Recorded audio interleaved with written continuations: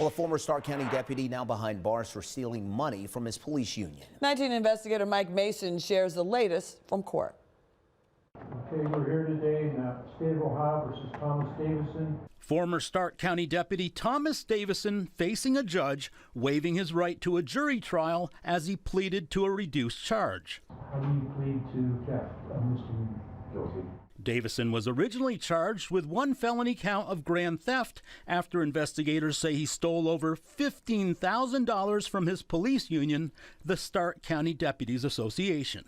Reports show Davison stole the money between January 2022 and February of this year while working as the union's treasurer. The union's president tells us he noticed money was missing after conducting an audit this past spring. That's when BCI launched an investigation which led to the indictment. 19 Investigates reviewed financial reports showing Davison had previously contributed money to the re-election campaign of Stark County Sheriff George Meyer. But Meyer tells us those donations did not include any of the stolen funds. In court, Davison's attorney spoke out on his behalf.